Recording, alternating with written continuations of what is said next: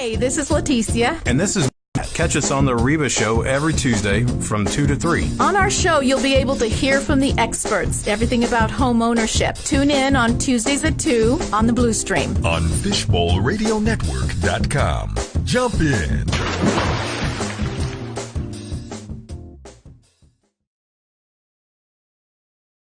Free food, family fun, and great information await at the City of Arlington's 4th Annual Home Ownership Fair, Saturday, August 10th from 9 a.m. to 2 p.m. at the Esports Stadium Arlington and Expo Center. Receive information on credit repair, down payment assistance, home buying 101, and much more. This is an event you can't afford to miss. For more information and a chance to win prizes, go to arlingtontx.gov/homeownership fair or call 817-459-6238. Comida gratis, diversión en familia y excelente información lo esperan en la cuarta feria de propietario en la ciudad de Arlington. El evento es el sábado 10 de agosto, 9 a.m. a 2 p.m. en el Esports Stadium Arlington and Expo Center. Encontrarás información acerca de mejorar de crédito, asistencia del desembolso inicial y mucho más. Para más información y la oportunidad de ganar premios, visita el sitio web arlingtontx.gov/homeownership fair. Programming for the HREBA show is proudly underwritten in part by the Arlington Tomorrow Foundation, contributing to a thriving Arlington, and in part by the Texas Association of Realtors Housing Opportunity Foundation. Funding is also provided by generous donations from listeners like you.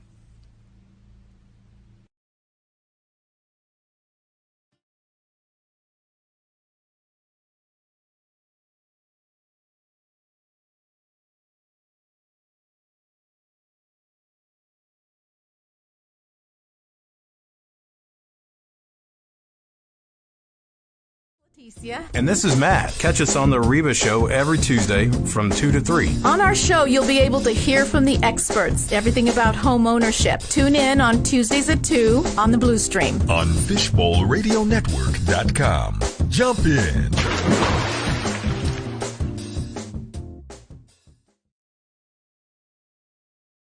Free food, family fun, and great information await at the City of Arlington's 4th Annual Home Ownership Fair, Saturday, August 10th from 9 a.m. to 2 p.m. at the Esports Stadium Arlington and Expo Center. Receive information on credit repair, down payment assistance, home buying 101, and much more. This is an event you can't afford to miss. For more information and a chance to win prizes, go to arlingtontx.gov/homeownership fair or call 817-459-6238. Comida gratis, diversión en familia y excelente información lo esperan en la cuarta feria de propietario en la ciudad de Arlington. El evento es el sábado 10 de agosto, 9 a.m. a 2 p.m. en el Esports Stadium Arlington and Expo Center. Encontrarás información acerca de mejorar de crédito, asistencia del desembolso inicial y mucho más. Para más información y la oportunidad de ganar premios, visita el sitio web arlingtontx.gov/homeownership fair. Programming for the HREBA show is proudly underwritten in part by the Arlington Tomorrow Foundation, contributing to a thriving Arlington, and in part by the Texas Association of Realtors Housing Opportunity Foundation. Funding is also provided by generous donations from listeners like you.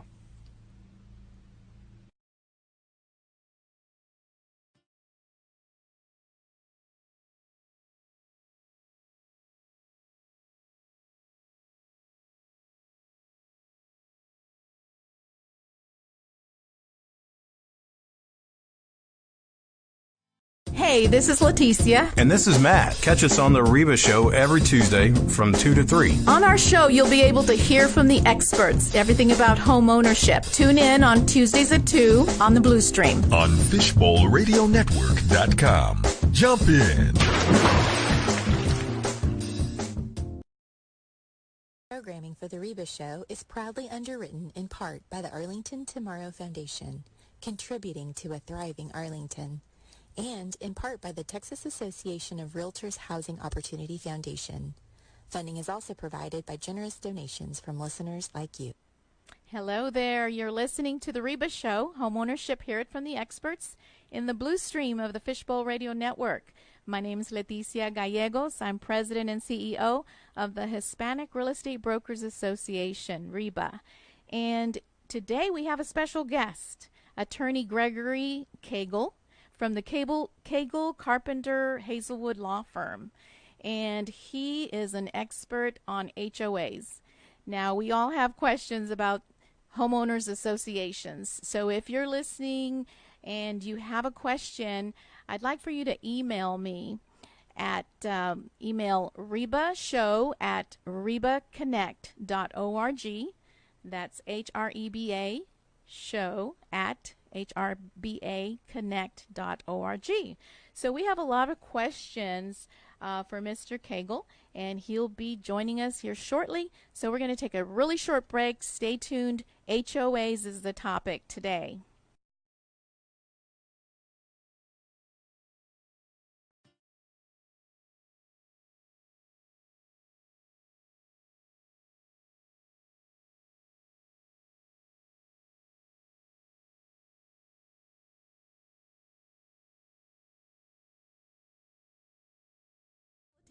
And this is Matt. Catch us on the HREBA show every Tuesday from 2 to 3. On our show, you'll be able to hear from the experts, everything about home ownership. Tune in on Tuesdays at 2 on the Blue Stream. On FishbowlRadioNetwork.com. Jump in.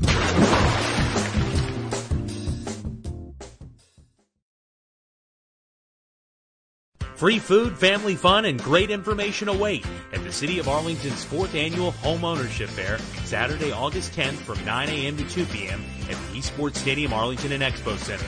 Receive information on credit repair, down payment assistance, home buying 101, and much more. This is an event you can't afford to miss. For more information and a chance to win prizes, go to arlingtontx.gov/homeownership fair or call 817-459-6238. Comida gratis, diversión en familia y excelente información lo esperan en la cuarta feria de propietario en la ciudad de Arlington. El evento es el sábado 10 de agosto, 9 a.m. a 2 p.m. en el Esports Stadium, Arlington and Expo Center. Encontrarás información acerca de mejorar de crédito, asistencia del desembolso inicial y mucho más. Para más información y la oportunidad de ganar premios, visita el sitio web arlingtontx.gov/homeownership fair. Programming for the HREBA Show is proudly underwritten in part by the Arlington Tomorrow Foundation, contributing to a thriving Arlington, and in part by the Texas Association of Realtors Housing Opportunity Foundation. Funding is also provided by generous donations from listeners like you.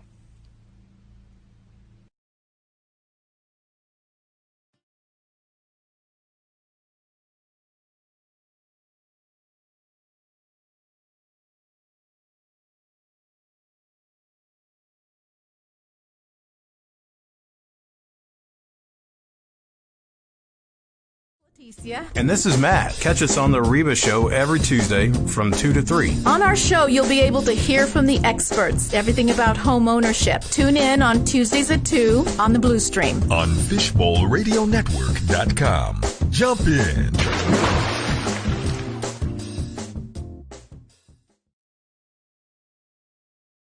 Free food, family fun, and great information await at the City of Arlington's 4th Annual Home Ownership Fair, Saturday, August 10th from 9 a.m. to 2 p.m. at the Esports Stadium, Arlington and Expo Center.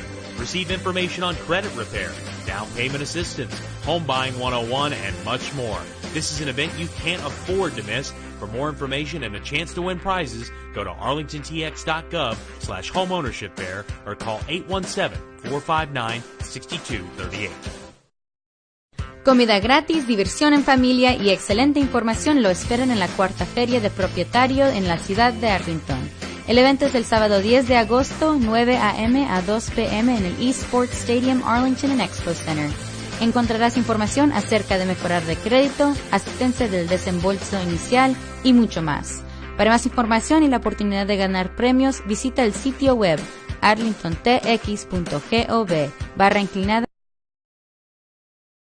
By the Arlington Tomorrow Foundation, contributing to a thriving Arlington, and in part by the Texas Association of Realtors Housing Opportunity Foundation.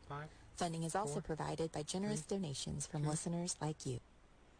Hello there. You're listening to the HREBA Show, Homeownership. Hear it from the experts in the Blue Stream. of the Fishbowl Radio Network.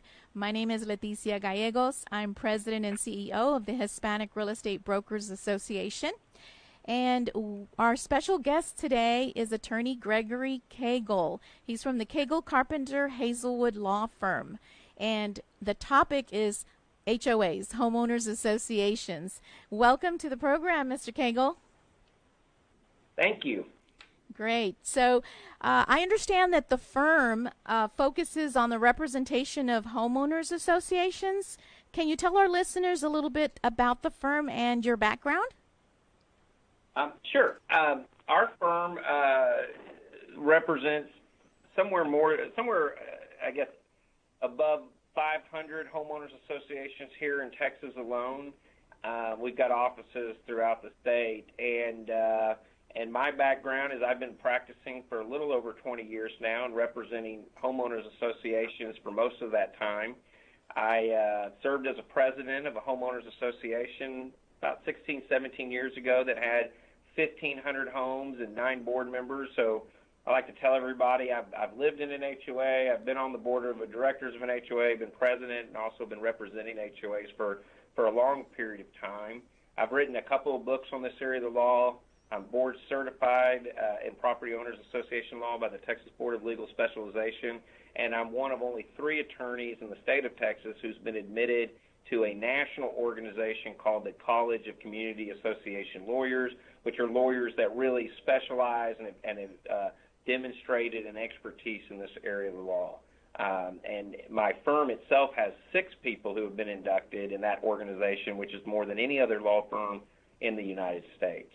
So this is something that we're very experienced at, we're sort of passionate about, and something that we find really interesting and are able to provide services for those types of communities.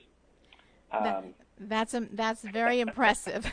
Very impressive. So our listeners, if you're listening and you're in a neighborhood that has an HOA or looking to move into the neighborhood, we have the expert here and has all the answers. So if you want to join the conversation, please email me, rebashow@rebaconnect.org, and we'll try to answer all your questions. So I know that your firm, Mr. Cagle, knows a lot about HOAs. So can you tell us about why there's so many HOAs and what their purpose is? Absolutely. You might be surprised to know, and I'll just give you one caveat. This is a statistic that I've heard mentioned a number of times in our industry, as well as some academic publications. I've never been able to track down the source of it myself, but what I've seen in these academic papers is that the estimated number of homeowners associations in the entire United States in 1965 was about 500. So in the entire United States, about 500. By 2015, the estimated number of homeowners associations in the entire United States was approaching almost 350,000. So over that 50-year period, we've seen this monumental exponential growth of homeowners associations in the real estate industry. And there's really kind of 3 factors that have led to the proliferation of homeowners associations. And one of those is the enactment of the Clean Water Act by Congress in the mid-1970s. And when I say that, I oftentimes have people look at me like, what does clean water have to do with an HOA? And so I'll connect the dots for you. One of the practical requirements of the Clean Water Act is it imposes certain duties on developers that when they go and develop a tract of land, that they need to ensure that the drainage of stormwater post-development is relatively the same as pre-development, and so that they're not, flooding adjacent properties that are next to the development. And we know that when a developer comes in to develop a tract of land, they're going to change the topography by grading the land to put in, flat, level building sites and streets and utilities. And so in order to control the drainage of water, this is going to require the developer to put in what we call drainage facilities, which are, drainage channels and berms and retention and detention ponds. And somebody has to own those facilities and maintain them forever. And the cities and counties don't want to take on that financial responsibility. So the developer looks at it and says, well, I don't want to, that's not part of my business model. I want to buy the land, carve it up, sell it off, and leave, not be stuck here perpetually maintaining these facilities. Mm-hmm. Owners aren't going to buy those facilities and maintain them, so somebody's got to do it. The homeowners association becomes the straw man. The developer creates the homeowners association. The declarations of covenants, conditions, and restrictions that run with the land impose contractual obligations upon the homeowners association to own and maintain these common areas that include these drainage facilities, and then the declaration gives them the contractual authority to levy assessments against the homeowners to pay for the perpetual maintenance of the common areas that serve and benefit those property owners. So the reason why we have homeowners associations in subdivision real estate developments is that somebody's got to own and maintain these common areas that are necessarily required in order to handle stormwater drainage. For condominiums, which is a statutorily created form of real estate ownership, the statutes require an association to maintain and control, repair, replace common elements on behalf of the unit owners.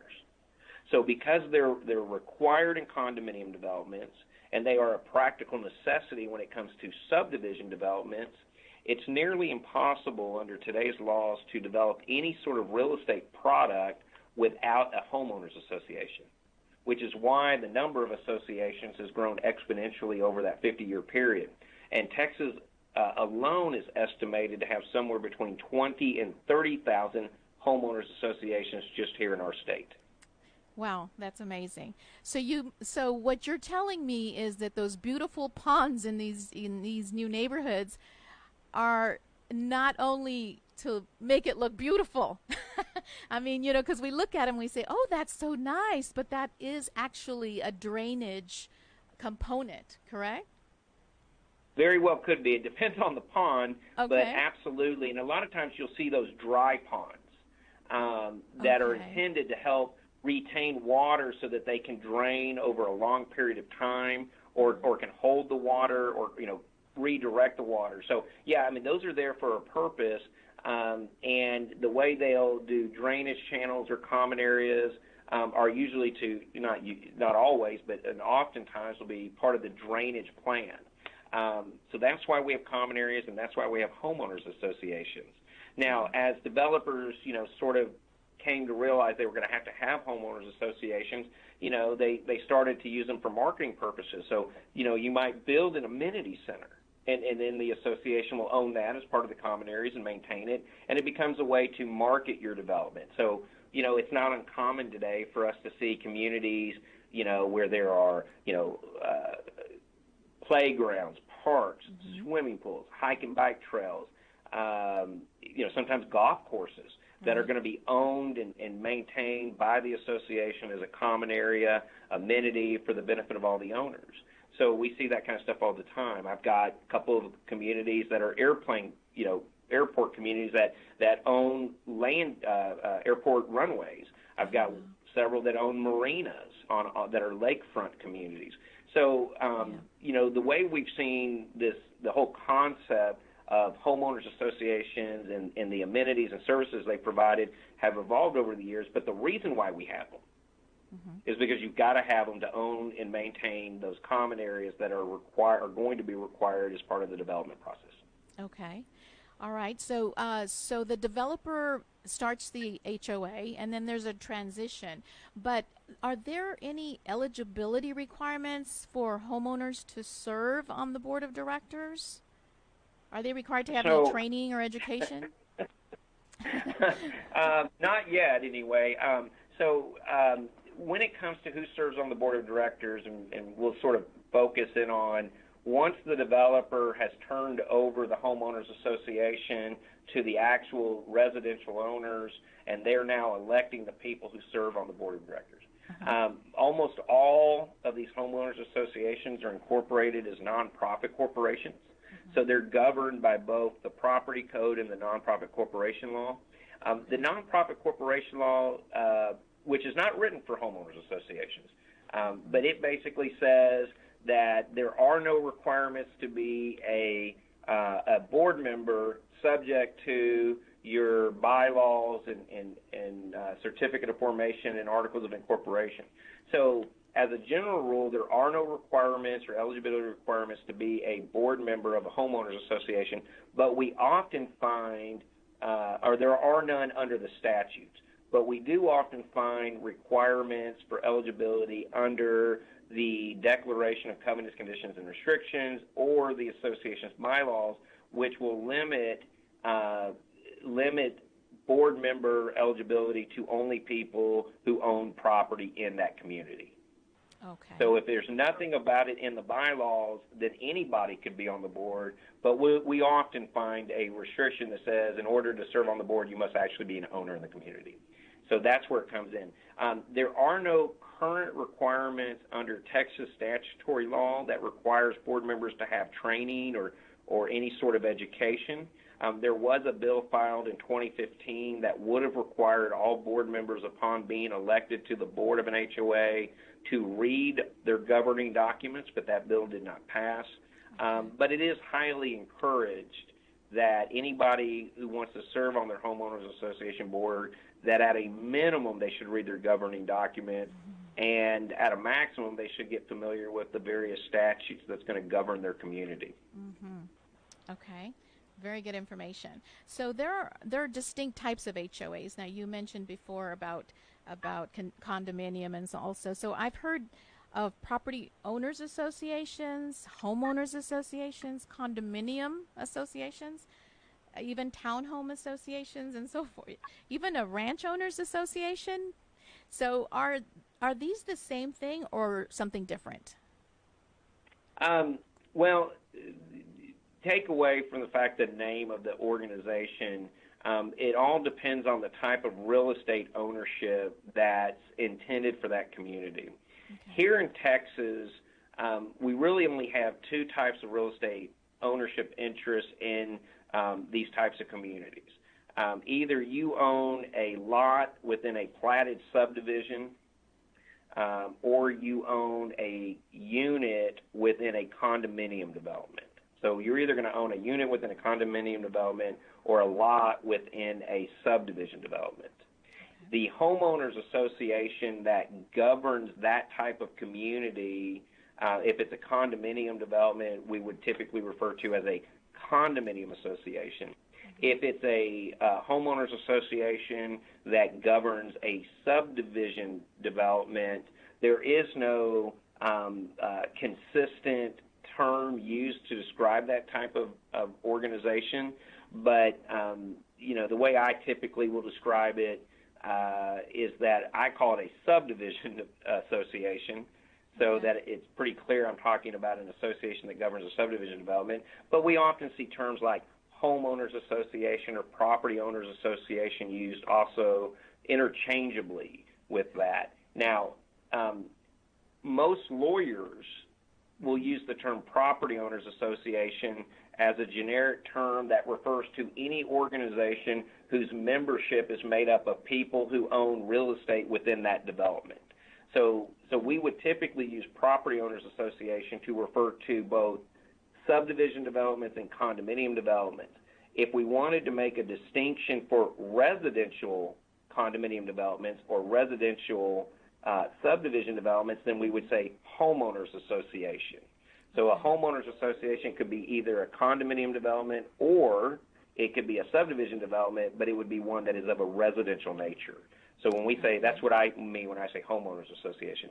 If I want to make a distinction between condominiums or subdivisions, then I'll say condominium association or subdivision development. Now, we oftentimes will hear people say, but this is a townhome. This is a townhome association or a townhome development. In Texas, this may not be true in other states, but here in Texas, townhome or townhome association or townhome development, that's just a marketing term. The developer will develop something either as a condominium development or as a subdivision development, and then they'll slap a name on it that says Texas Estates Townhomes. And people look at it and they assign whatever the architectural components of that looks like with what they think a townhome is. But there is no recognizable form of real estate ownership here in Texas called townhomes. Oh. You either own a condominium unit within a condominium development, or you own a lot within a subdivision development. When I try to explain it to people, I say, don't look at the architecture. Don't look at what's being built. You can have, under the Texas Uniform Condominium Act, you can have a condominium development that is all detached homes that have backyards, fences, that look just like what we think of as a single-family residential subdivision. Okay. That can be a condo. And you can have all condo units that are detached from all other condo units and look just like single-family residential homes. You can have subdivision developments that look like row houses where all of the residential dwellings are attached to each other horizontally with common roofs and common walls. That can be a subdivision development where the party wall separating each residential dwelling is built right on the property line. So it's very difficult in most cases to look at the architecture of what's actually constructed and know what type of real estate ownership interests are owned by the owners. You have to look at the declarations, and you need to look at the deeds, and that's probably the easiest way. Look at your deed, and if it says you own Unit 1 and a 1/30th interest in the common elements, well, then you own a condominium unit. If it says you own Lot 1, Block A, and the Tejas Estates, Phase 1 subdivision, then you own a lot. Wow. All right. Really great information. Our guest today is attorney Gregory Cagle with the Cagle Carpenter Hazelwood Law Firm. We're going to take a short break, and we'll be back with some more great HOA information. Stay tuned.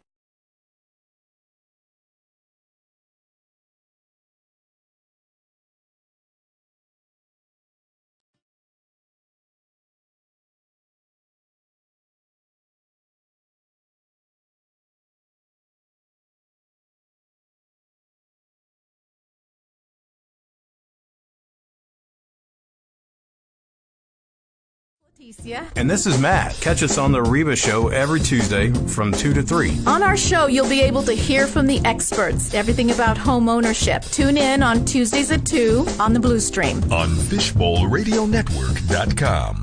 Jump in.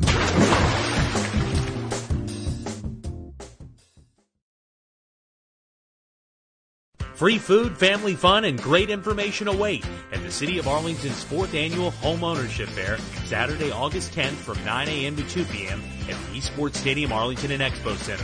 Receive information on credit repair, down payment assistance, home buying 101, and much more. This is an event you can't afford to miss. For more information and a chance to win prizes, go to arlingtontx.gov/homeownershipfair or call 817-459-6238. Comida gratis, diversión en familia y excelente información lo esperan en la cuarta feria de propietario en la ciudad de Arlington. El evento es el sábado 10 de agosto, 9 a.m. a 2 p.m. en el East Sports Stadium, Arlington and Expo Center. Encontrarás información acerca de mejorar de crédito, asistencia del desembolso inicial y mucho más. Para más información y la oportunidad de ganar premios, visita el sitio web arlingtontx.gov/homeownership fair.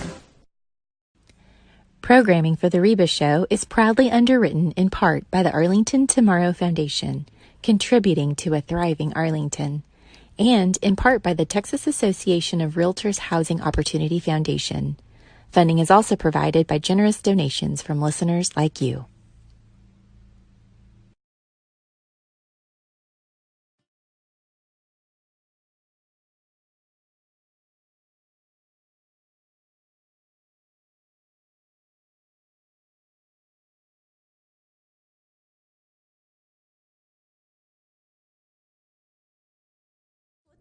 And this is Matt. Catch us on the HREBA show every Tuesday from 2 to 3. On our show, you'll be able to hear from the experts, everything about home ownership. Tune in on Tuesdays at 2 on the Blue Stream. On FishbowlRadioNetwork.com. Jump in.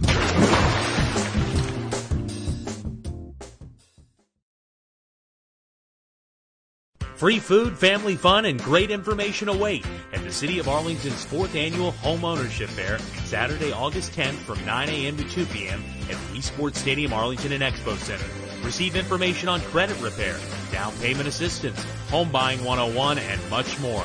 This is an event you can't afford to miss. For more information and a chance to win prizes, go to arlingtontx.gov/homeownership fair or call 817-459-6238. Comida gratis, diversión en familia y excelente información lo esperan en la cuarta feria de propietario en la ciudad de Arlington. El evento es el sábado 10 de agosto, 9 a.m. a 2 p.m. en el East. Programming for the REBA Show is proudly underwritten in part by the Arlington Tomorrow Foundation, contributing to a thriving Arlington, and in part by the Texas Association of Realtors Housing Opportunity Foundation. Funding is also provided by generous donations from listeners like you. You're listening to the REBA Show, home ownership. Hear it from the experts in the Blue Stream of the Fishbowl Radio Network. My name is Leticia Gallegos. I'm president and CEO of the Hispanic Real Estate Brokers Association. And my guest today is attorney Gregory Cagle from the Cagle Carpenter Hazelwood Law Firm. And he's an expert on HOAs. If you've just tuned in and you have a question, please email me at rebashow@rebaconnect.org, and we'll be happy to answer your questions.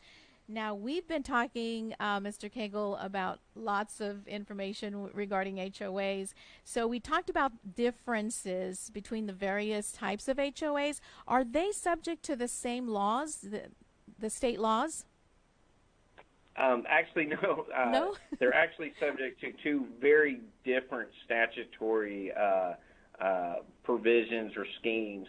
Condominium associations and condominium developments are statutorily created forms of real estate ownership. And without the condominium statutes, you wouldn't even be able to have this form of real estate ownership. So without getting into the details of why, but just know that this form of real estate ownership is created by statute. And the statute that does it, there's two different ones. There's what's called Chapter 81 of the Texas Property Code and then Chapter 82 of the Texas Property Code. Chapter 81 is the Texas Condominium Act, and it applies to condominium developments created prior to 1994. And then Chapter 82 is the Texas Uniform Condominium Act, and it applies to condominium associations created after 1993. So it would be January 1 of 1994 on. Those statutes, not only do they create this form of real estate ownership, but they empower the board of directors for the condominium association to do a lot of things, to take out insurance policies and insure the common elements, and in some cases the units, to adopt rules and regulations regarding the use of common elements, and a number of other things. So there's a lot of provisions in that statute that empower the condominium association board of directors to do things and to control the development. Okay. Subdivision associations are not created by statute. They are created by a developer who records a subdivision plat in a county and then records a declaration of covenants, conditions, and restrictions that attaches to the property that creates certain contractual obligations upon the owners of lots in that development, including the obligation of being a member of this homeowners association. Now, the homeowners association up until 2000, if it was a subdivision association, was only governed by these governing documents that the developer recorded in the county's records. And I want to say it was, I may be off on my year here, but I believe it was in 1999 when the very first statute was enacted that started to regulate these types of organizations. The statute is Chapter 209 of the Texas Property Code. Now, the official name of this statute is called the Texas Residential Property Owners Protection Act. Okay. Let that sink in for just a minute. The statute is there to protect Texas residential property owners. Who are they protecting the property owners from? Subdivision associations. So this is a statute that only applies to homeowners associations that govern a subdivision development. And what it does is it imposes certain due process procedures that the association must comply with before they can enforce restrictive covenants, before they can engage in assessment collection if you don't pay. It also, it's been amended and evolved over the years, but it also now imposes certain open meeting requirements and rights of owners to be able to request and obtain copies of documents. They're modeled somewhat off of the Governmental Open Meetings and Open Records Act. So it's sort of a light version of the Open Meetings Open Records Act that now are imposed pursuant to Chapter 209 on subdivision associations. So when we say the condominium acts are sort of what I call empowering or enabling statutes, in that they create that form of real estate ownership and then empower the boards of directors to do certain things. Chapter 209 is a regulatory provision that regulates what a subdivision association can do. It does not empower the subdivision association. So they're two very different types of statutes, and it's very important that you know which one applies to your community. So if you're living in a community, again, that is all detached single-family homes, and it looks like a subdivision, but it's technically a condominium, well, then you're going to be subject to a very different type of statute than if it was actually a subdivision development that is subject to Chapter 209 of the Texas Property Code. So the distinctions are very important, and it's always very important to know what type of association and development you're living in, because that will dictate a lot of things, both for the board of directors and for the homeowners living there. Yes, there's a lot in those documents that a lot of homeowners don't even read. Right? They look at the HOA board of directors or the HOA as someone that's being like a guard and determining whether they can add on or build a pool or not, and just like a bad guy, right? And so that's right. Yeah. Yeah. And so, but there's a lot of very important information in those documents that each homeowner should read and be aware of. So the Texas legislature concluded their 2019 session a few months ago. Were there any significant changes in the laws applicable to HOAs? There was only I'll leave it up to you to decide whether it was significant. Okay. But we do have a couple of changes in the law. One that applies only to condominium developments. One that apply, and a couple that apply to subdivision developments. And so I'll kind of give you just a quick summary. Okay. Two different statutes concerning guns. Texans and their guns are always sort of an issue, and we've seen a lot of stuff over the last 8 to 10 years about various statutes allowing, open carry of guns and that sort of stuff.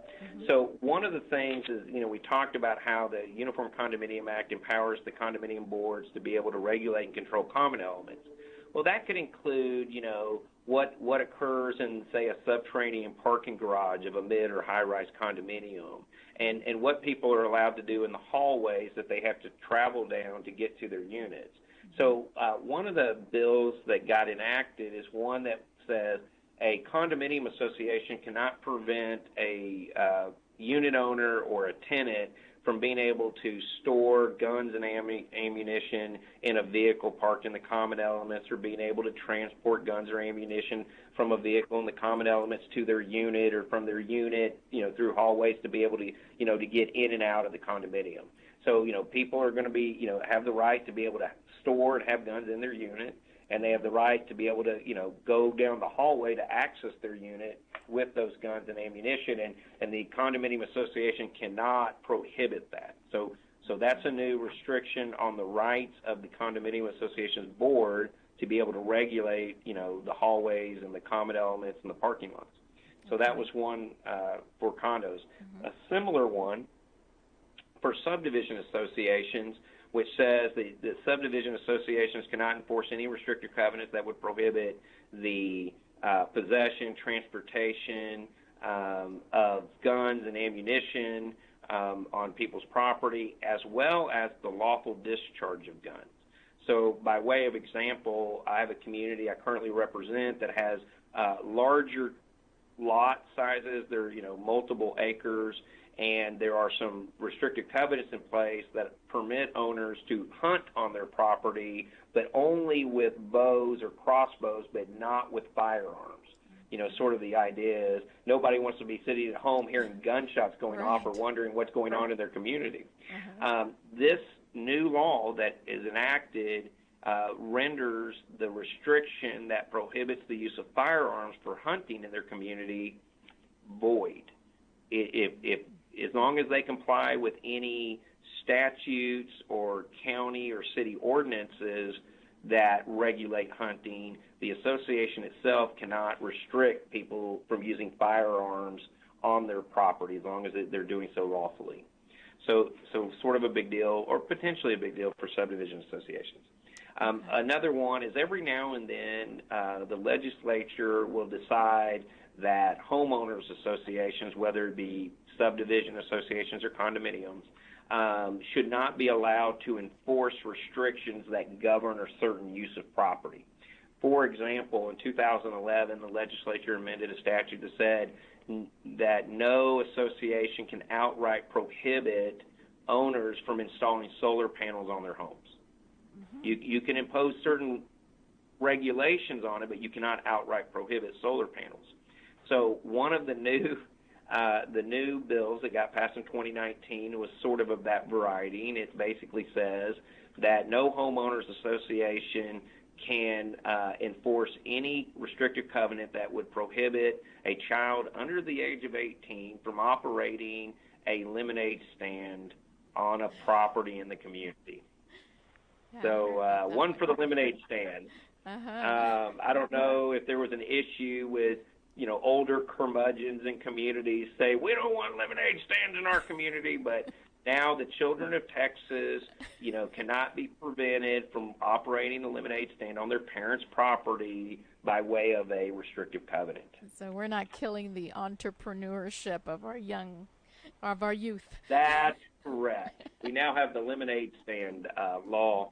And to be honest, it not only did it prevent any homeowners associations from enforcing restricted covenants that would prohibit lemonade stands, it also prohibits any municipalities from requiring permits or fees as well.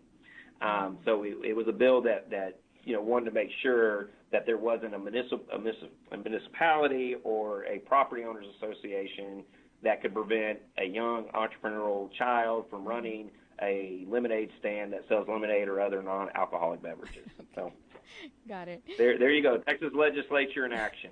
Awesome. I'm sure there were a couple of more, but the ones that seemed to get the interest, those were some of them. But there's not a lot of significant bills that got passed by the legislature in 2019. Okay. What about federal laws? Have there been any recent changes in federal laws? There really hasn't been. Actually, let me take that back.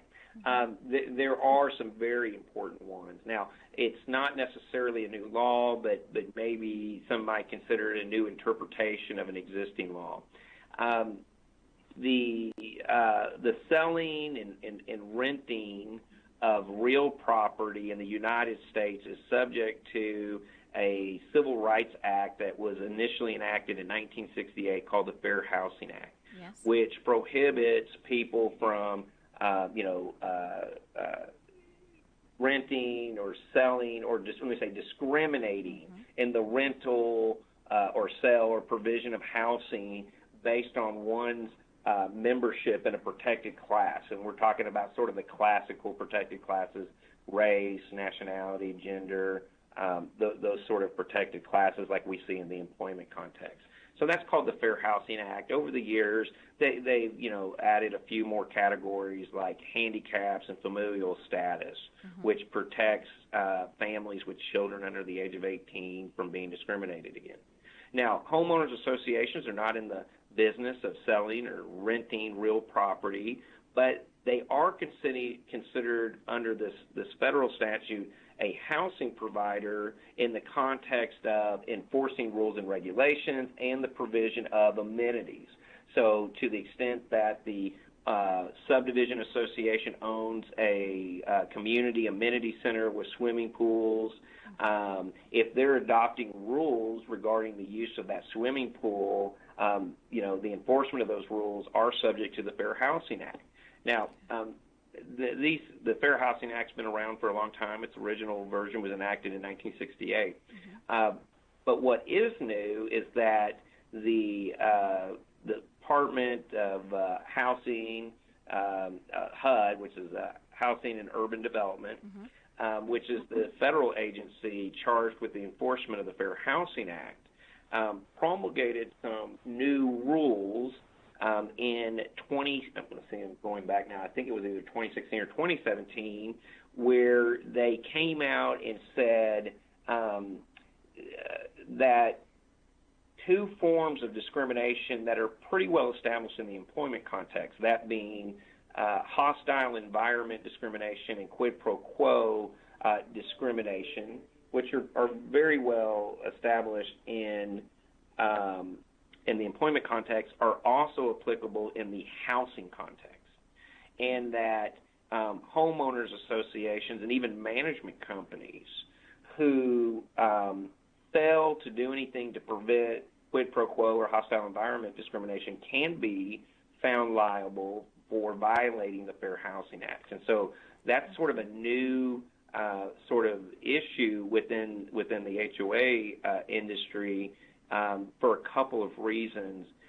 Now, when HUD did this, they made very clear when they promulgated these rules that this was not new law, that these two types of discrimination have always applied in the housing context, but that nobody seemed to know that, so they just wanted to make clear that these two forms of discrimination do apply.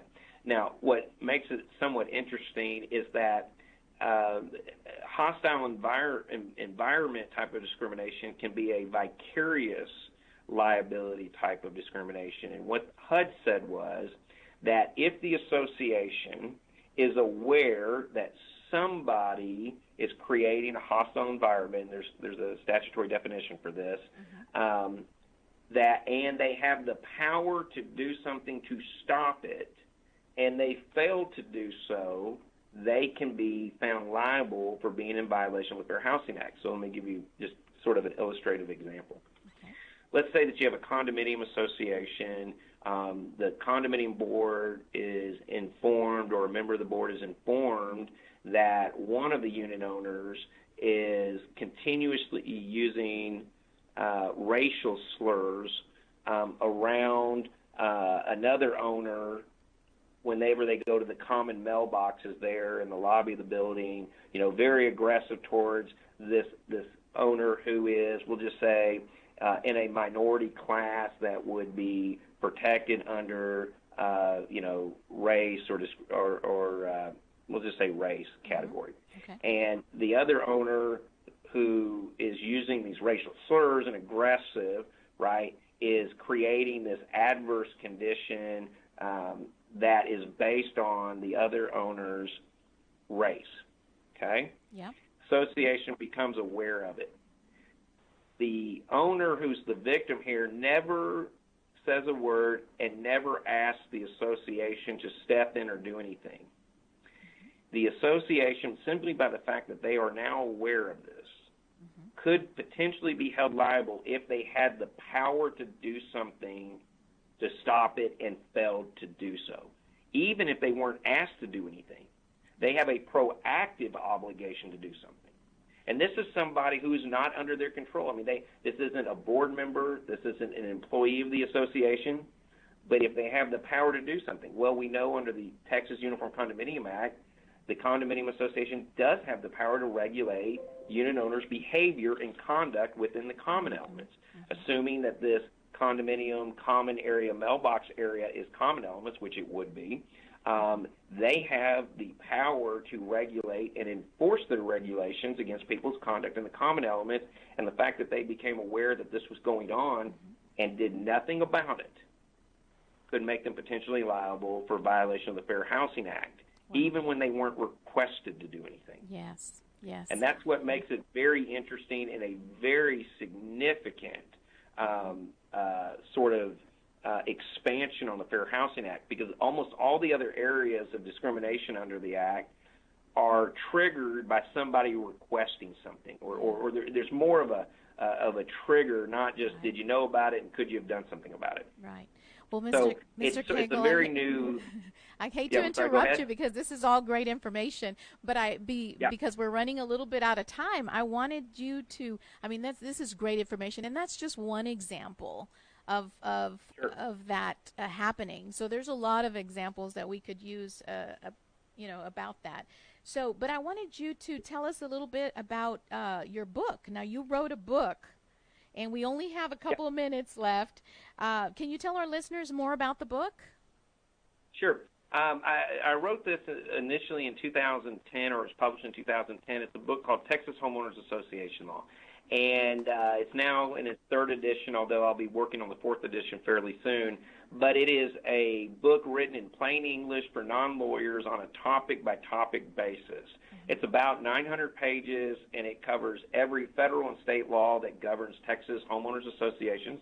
So that would include both condominiums and subdivisions. It has more than 30 template forms in the back for people's use. And it is literally intended as a legal reference book written for non-lawyers, using as little legalese as possible. It's in national distribution. You can find it at Amazon or Barnes & Noble, or my publisher has a website that is Texas Homeowners Association, or Texas HOA Law.com. Yes. Texas HOA Law.com. Well, I ordered mine from Amazon, so I have it here, and it's impressive for sure. Okay, so... And I would also add real quickly, people out there who are serving on their boards of directors and really want to get more information, I teach free board member training classes in the Dallas, Austin, and San Antonio areas. Great. One class a quarter, and they're free. We provide refreshments. It's sort of our way of giving back to communities to help educate their boards. And if you're interested, go to our website for our law firm. It's cchlaw.com, and you'll see a tab for educational seminars where you can find information about the seminars and you can register to attend. Perfect. And we'll put it on our website, too, at rebaconnect.org. We'll put that information on there also. Thank you, Mr. Cagle, so much for being our guest today. Thank you for taking the time out of your busy day to be with us. So I appreciate it very much. Thank you. All right, Leticia, thank you for having me. All right. So we at the REBA Show would love to hear from you. So give us a shout-out through our email, through our Facebook. We've been streaming live on Facebook. So send us a comment. We're the Hispanic Real Estate Brokers Association, a registered 501c3 nonprofit corporation. Thank you for listening today, and have a great afternoon.